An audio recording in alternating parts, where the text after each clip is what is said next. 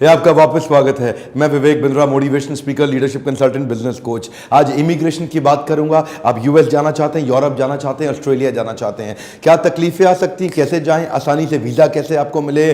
देखिए, हमारे देश में और आजू बाजू के 5-7 देशों में, इंडिया, पाकिस्तान, नेपाल, बर्मा, बांग्लादेश, भूटान, श्रीलंका, मालदीव, 8 देशों में अब क्योंकि अंग्रेजों का शासन हुआ था, उनका राज किया गया था, तो वो एक मन में एस्पिरेशनल वैल्यू बनी हुई है।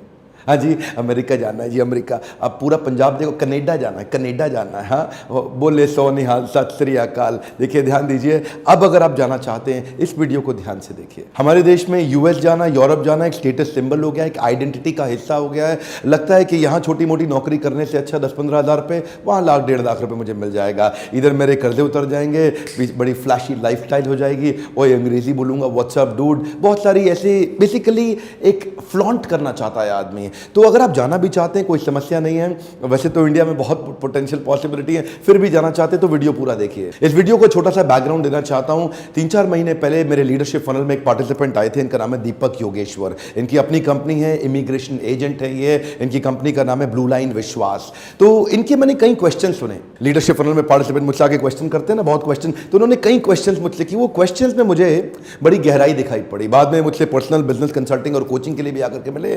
तो मैंने इनसे चर्चा करके महसूस किया, क्यों ना इस सब्जेक्ट पे केस स्टडी बनाया जाए। इस बिजनेस में कई प्रकार के एजेंट्स आ गए हैं। गलत सही एजेंट, गलत एजेंट आपसे नाजायज पैसे मांगता है, सही एजेंट हमेशा जायज पैसे मांगेगा। यूएस और यूरोप का वीजा लगना थोड़ा डिफिकल्ट होता है, तो वो मौके का फायदा उठाता है, आपके ऊपर तुक्का खेलता है, फ्लूक खेलता है। अगर लग गया तो मोटे पैसे कमा लेगा। एक्चुअली गलत एजेंट आपको तब तक ही फोन करेगा जब तक आपका पेमेंट नहीं आता, लेकिन सही एजेंट आपको तब तक फोन करेगा जब तक आपका वीजा नहीं लग जाता। यूएस का जो इमिग्रेशन प्रोसेस है वो इंटरव्यू बेस्ड है। तो गलत एजेंट जो है ना, वो कभी भी आपकी तैयारी नहीं करा पाएगा, लेकिन सही एजेंट आपके साथ टाइम स्पेंड करेगा, आपको पूरी तैयारी करा के देगा कि आप यूएस इमिग्रेशन कैसे क्लियर करें। वो आपको इंटरव्यू प्रोसेस के एफएक्यू सिखाएगा, बताएगा क्या क्वेश्चन पूछे जाएंगे, आपकी पूरी तैयारी करेगा। एक्चुअली जो एजेंट का नॉलेज ही नहीं है ना, अगर आपका बाई चांस वीजा रिफ्यूज हो गया तो आपको बता भी नहीं पाएगा कि रिफ्यूज हुआ क्यों है। लेकिन अगर सही इंटेलिजेंट एक्सपीरियंस एजेंट होगा, कम से कम बताएगा आपको कि किन कारणों से रिफ्यूज हो सकता है और किन कारणों से आपको चलेगा। कुछ बहुत ही काम के पॉइंट्स बताने वालों, जरा ध्यान दीजिएगा। पहला पॉइंट है डॉक्यूमेंटेशन। मेरे एक पहचान का दोस्त है, हरप्रीत फ्रॉम पंजाब। हाँ, उसको बड़ा मन है कि गोरों के देश में जाना है जी, अमेरिका जाना है, कनाडा जाना है। तो उसका पहले तो एक बार यूएस में वीजा रिजेक्ट हो चुका है। तो उसको मिला एक एजेंट, कहते आजा कनाडा लगा दूंगा। कनाडा, वही कनाडा, वही कनाडा, वही कनाडा। बड़े सपने जाग गए उसके। पहुंच गया लेकर के उसके पास पासपोर्ट। अच्छा, उसने उसका फॉर्म भर दिया पूरा, और इसने फॉर्म में लिखा नहीं कि इसका पहले यूएस में रिफ्यूज हो चुका है। वही हुआ जिस बात का डर था। पहुंचा जब वो एम्बेसी, उससे क्वेश्चन किया गया कि आपने क्यों मेंशन नहीं किया, अगर आपका यूएस वीजा रिफ्यूज हो चुका, आपने मेंशन क्यों नहीं किया। उसके पास कोई जवाब नहीं था, क्योंकि साइन तो उसी ने किया था ना। वो थोड़ी कह सकता है कि एजेंट ने करा दिया, एजेंट ने। ऐसे एजेंट्स आपको जिंदगी भर के लिए फंसा देंगे। ध्यान दीजिए, कोई भी पेपर बिना पढ़े कभी भी साइन मत करिए। दूसरा, कोई भी गलत इंफॉर्मेशन पे साइन मत करिए। तीसरा, चेक करिए कि क्या उसके पास एक्सपीरियंस, नॉलेज, इंफॉर्मेशन है। चेक करिए क्या उसको ठीक से इंग्लिश पढ़नी आती भी है कि नहीं आती है। और ध्यान दीजिए, ब्लैंक फॉर्म साइन मत करिए, और हर साइन किए हुए पेपर की कॉपी अपने पास मंगा के रखिए। डॉक्यूमेंट जरा देख लीजिए, business proof, property papers, applicant banking, current passport और ओल्ड पासपोर्ट, फोटोग्राफ, वीजा फी रिसीट। मेरा सेकंड पॉइंट है services offered eight inflated price. US और यूरोप के कई बार नाजायज पैसे मांगे जाते हैं। इसमें क्या है ना, 2 प्रकार की फीस होती है। एक होती है एम्बेसी फी और एक होती है प्रोसेसिंग फी। जो एम्बेसी फी है वो तो उस देश की एम्बेसी के पास अपने आप सुरक्षित रूप से चले जाएगी, और एक होती है प्रोसेसिंग फी जो आपके एजेंट की जेब में जाएगी। अब जितना झोलझाल है वो सारी इस प्रोसेसिंग फीस में है जी। एम्बेसी फी तो सरकारी फीस है, उसकी तो पर्ची मिल जाएगी, वो चली जाएगी। प्रोसेसिंग फीस में आपको जितना काट सकेगा वो काट लेगा। अच्छा, आजकल एक नए फ्रॉड आ गए हैं। ये क्या कहते हैं, मैं आपका यूएस कनाडा वीजा लगा दूंगा। अब यूएस कनाडा सुन करके आपको कुछ और तो समझ आता नहीं। वो कहता है आपको इंडिया से नहीं जा सकते, लेकिन आप इंडोनेशिया से तो जा सकते हो, कंबोडिया से तो जा सकते हो, वियतनाम से जा सकते हो। इंडिया से चांस कम है। इस देश में पहले भेजूंगा, 15 दिन महीना यहां रहना और यहीं से निकलवा दूंगा। आप कहते हो बिल्कुल ठीक है जी, बिल्कुल ठीक है। पैसे कितने लगेंगे? 25 लाख रुपए। वो कोई बात नहीं जी, खेत बेच के आता हूं और दे देता हूं। आप 25 लाख रुपए दे दिए उसको। अगर कोई बोल रहा है कंबोडिया से, इंडोनेशिया से या वियतनाम से, पक्का फ्रॉड है। पक्का फ्रॉड है, क्योंकि इमिग्रेशन के प्रोसेस के अगेंस्ट जाकर के आप लंबा जा ही नहीं सकते। आप जाइए, बहुत केस ऐसे आ रहे हैं, रोज अखबारों में आ रहा है। 15 दिन 1 महीने के बाद आपको फोन करता है, हाँ जी बताओ बताओ बताओ बताओ, उसके बाद कहता है बता रहा हूं बता रहा हूं बता रहा हूं बता रहा हूं, 2 महीना 2.5 महीना 3 महीना, आपके पास पैसा खत्म, राशन खत्म, तेल खत्म, सब खत्म। फिर तो आप कहते हो जी वापसी की टिकट, घर वाले को बोलते हो ओए भेज दे, ओए वापस आ रहा हूं। ये जो है ये फ्रॉड है। ये जो कंबोडिया का नाम ले रहा है ना आपसे, Vietnam, Indonesia, total game fraud है ये। पहले तो ना आप अपनी जमीन जायदाद ना बेचो सर, पहले सस्टेनेबिलिटी फिर स्केलेबिलिटी, पहले सर्वाइवेबिलिटी उसके बाद ग्रोथ आती है, और उसके बाद चेक करो कौन सा वीजा एप्लीकेबल है आपके लिए। आप स्कूलिंग वीजा से जा सकते हैं, आप टूरिस्ट वीजा से जा सकते हैं, आप फार्मिंग वीजा से जा सकते हैं, आप कोई स्किल ओरिएंटेशन जॉब के वीजा से जा सकते हैं, वो चेक करो। ये जो स्कूलिंग वीजा है ये मैंने दीपक योगेश्वर के साथ ही देखा, इनकी अपना जो फेसबुक का प्रोफाइल है वहां पे इन्होंने वीडियो भी डाला था इसके विषय में। क्या है स्कूलिंग वीजा में ना लगता इसलिए नहीं है, 1-2% चांस भी नहीं है लगने के। ये तो ये बोल रहे थे दीपक, तो कहते हैं कि अगर किसी का लग जाए तो मैं उसको कैश इनाम दूंगा। ਜਿਹੜਾ ਵੀ ਸਕੂਲਿੰਗ ਵੀਜ਼ਾ ਜਿਹਦਾ ਵੀ ਪੰਜਾਬ ਤੋਂ ਲੱਗਿਆ ਪਿਛਲੇ 1 ਮਹੀਨੇ 'ਚ ਉਹਦੇ ਵੱਲੋਂ ਉਸਨੂੰ मैं 2100 रुपए सगन देना चाहना है। होता क्या है कि एक आदमी की टोटल इनकम ही 50,000 रुपए महीना है, और वो जाता है जी, ओ जी ऐसा है जी मेरे बेटे का एडमिशन करा दो कनाडा में स्कूल में, और इसको पढ़ाने भेजेंगे, और इसका ध्यान रखने के लिए मैं आऊँगा, और मेरा ध्यान रखने के लिए मेरी बीवी आएगी, और हम सबका ध्यान रखने के लिए हमारे माँ बाप भी आएंगे, उनका भी हम ध्यान रखेंगे हमारा, और पूरा टब्बर आएगा जी। अब वो जो है ना इमिग्रेशन की टीम देखती है, और ये ऐसा है जी इस आदमी की तो 50,000 रुपये महीने की टोटल इनकम है, और वहाँ 5 लाख रुपए महीने की फीस है स्कूल की, और ये कैसे करेगा जी? तो कर ही नहीं सकता। वो रिजेक्ट करे तो पूरा टब्बर लेके आ गया है जी, मैं जाऊँगा जी बच्चे को पढ़ाने के लिए, पूरा खानदान जा रहा है।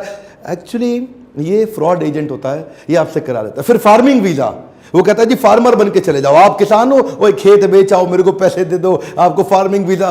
मैंने कनाडा की ऑफिशियल वेबसाइट पर देखा, एक्चुअली क्या है लोग पढ़े लिखे नहीं हैं, उनको बस शौक है, ओ है बड़ी बड़ी गाड़ियाँ, ओए गोरी अंग्रेज में बिना देखे जाते हैं।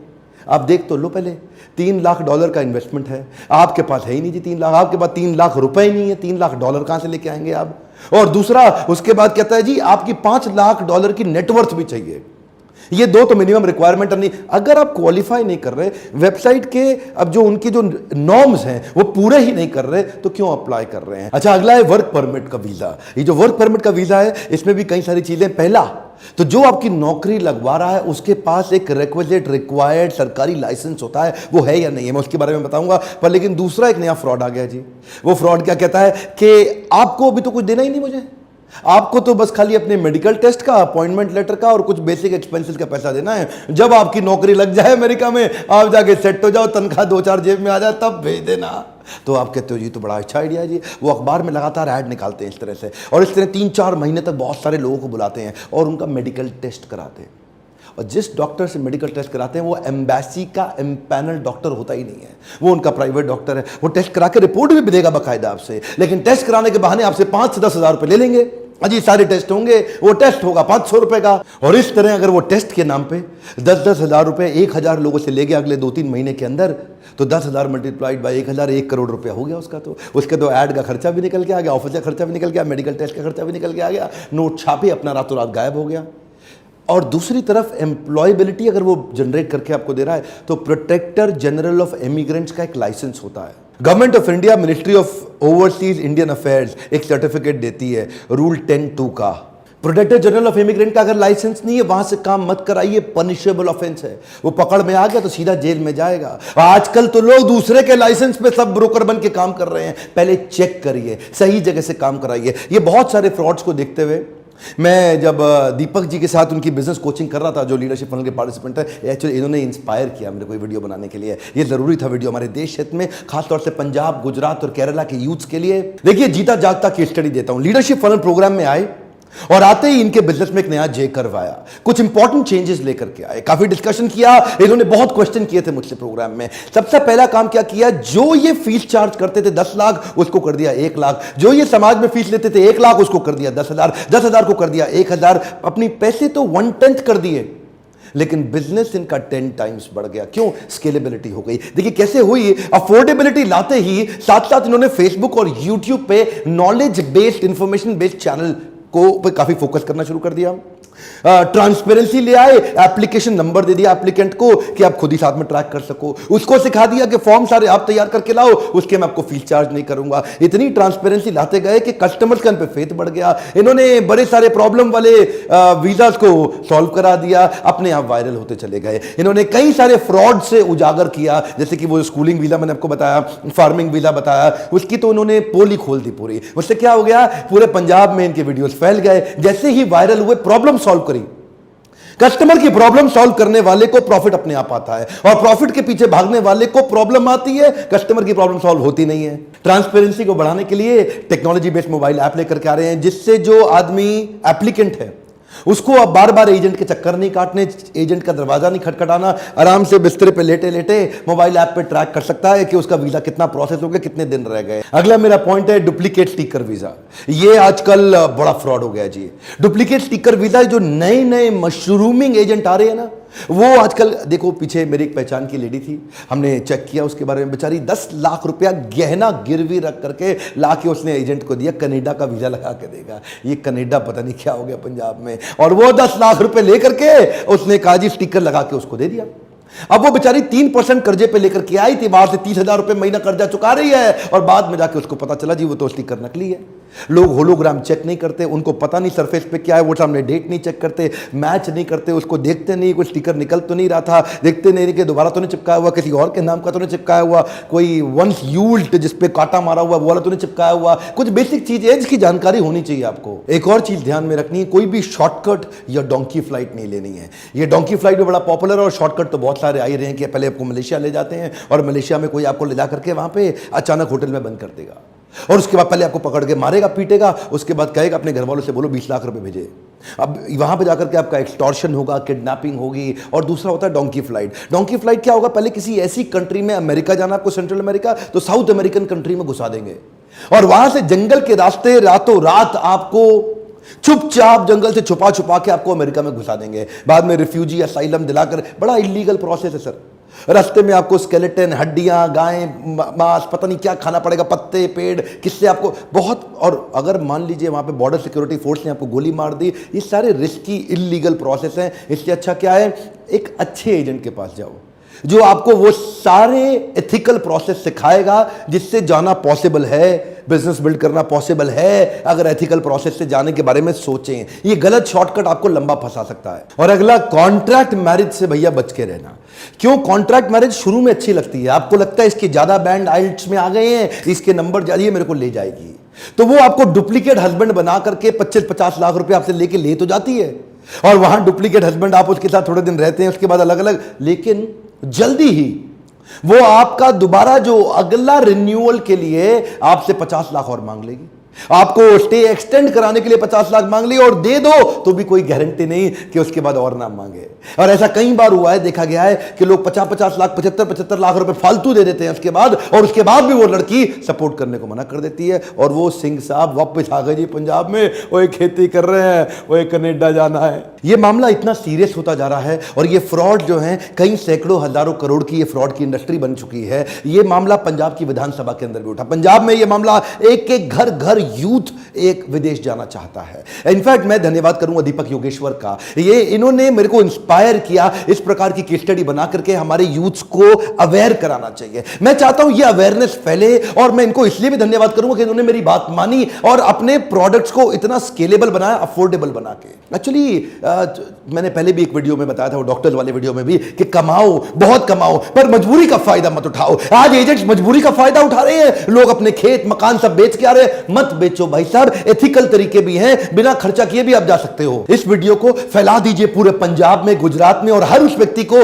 जो विदेश जाने की इच्छा रखता है, ताकि लोग सही एजेंट के पास जा सके, जो कि ट्रांसपेरेंसी, ऑनेस्टी, कैरेक्टर पे काम करे, वैल्यूज, मोरालिटी, एथिक्स, प्रिंसिपल्स पे काम करे, और आपको एक सही गाइडेंस, सही डायरेक्शन देके हैंड होल्डिंग से आराम से विदेश लेके जा सके। और अगर आप भी अपने बिजनेस के अंदर एक जे कर्व, एक बड़ा ग्रोथ चाहते हैं, तो आप भी इस नंबर पे फोन करिए, लीडरशिप फनल को आकर के ज्वाइन करिए, अपने काउंसलर को फोन करके चेक करिए कि लीडरशिप फनल में आपका क्या फायदा हो सकता है। और अगर छोटा इवेंट लो कॉस्ट अटेंड करना चाहते हैं तो 4 घंटे का बाउंस बैक सीरीज का, उसका नंबर अलग है। सब्सक्राइब आपने कर लिया होगा, आसपास कराइए, बेल आइकॉन हिट नहीं करेंगे तो आपको वीडियो मिलेगा ही नहीं। कमेंट बॉक्स में लिखिए अगला कौन सा वीडियो देखना चाहते हैं, किस विषय में आप चाहते हैं कि मैं अगला वीडियो बनाऊं, और लाइक करिए अगर थोड़ी सी भी मदद होती है मेरे